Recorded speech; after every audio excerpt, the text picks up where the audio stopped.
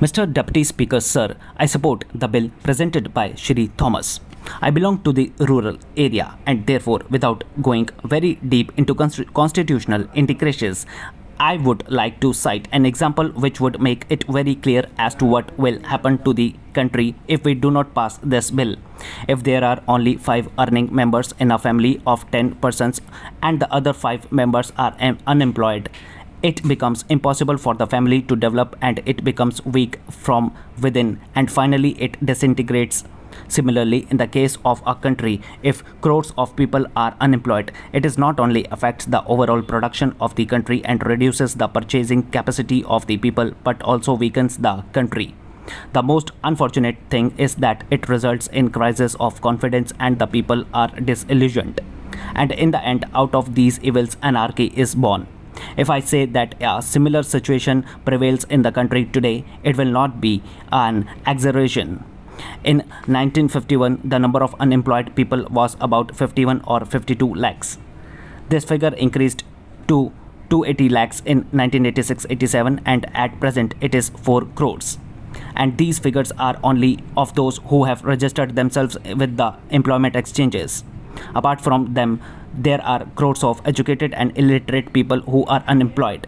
Even if they are employed, it is on the part-time basis.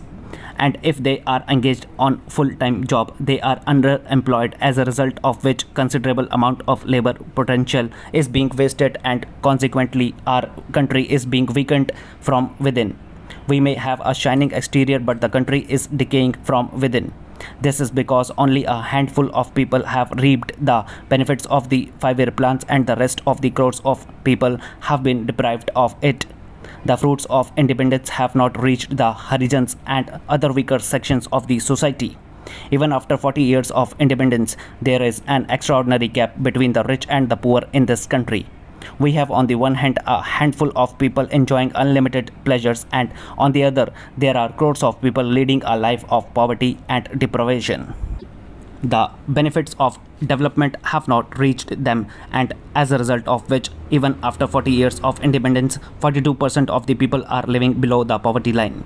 The government may define poverty line as it wishes, but the real meaning is one who is not able to afford 2 square meals a day when one is hungry, and this can be felt and understood if one has a close look at the people living below the poverty line. It means not being able to afford medicines or medical aid. Living below the poverty line means to be born under the open sky and to die like a worm. This is the definition of those living below the poverty line.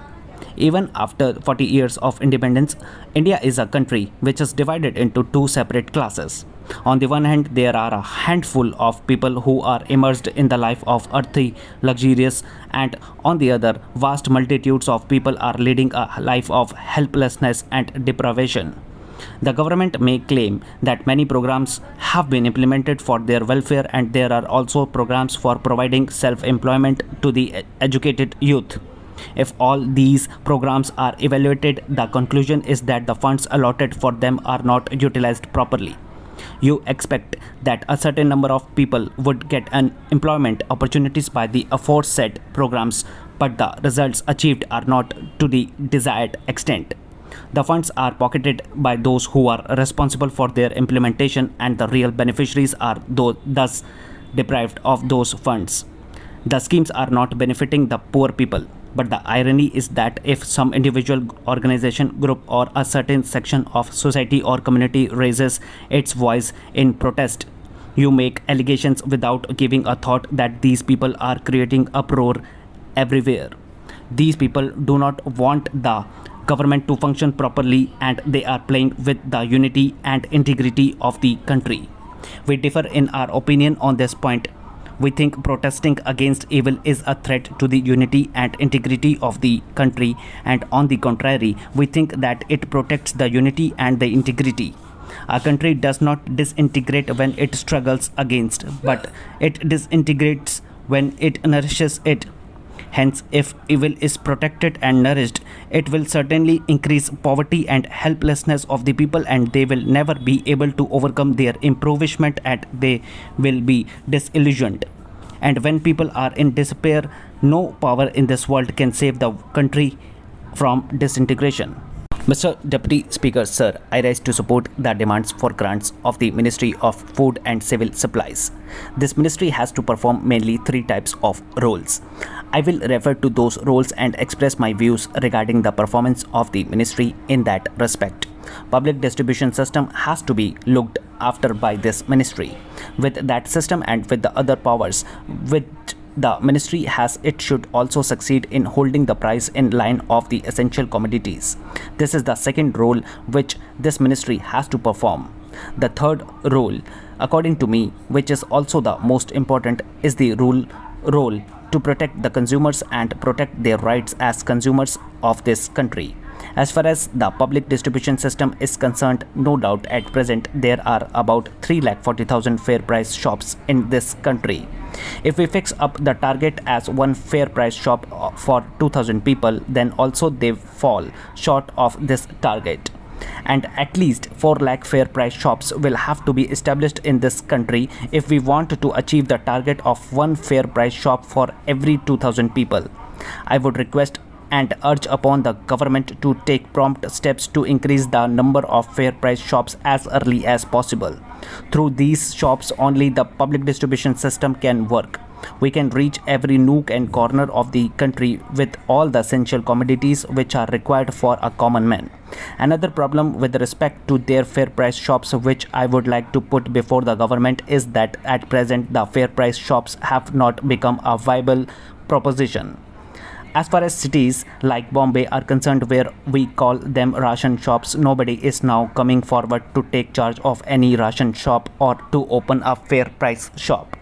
Therefore, rethinking will have to be done in order to make these shops more viable.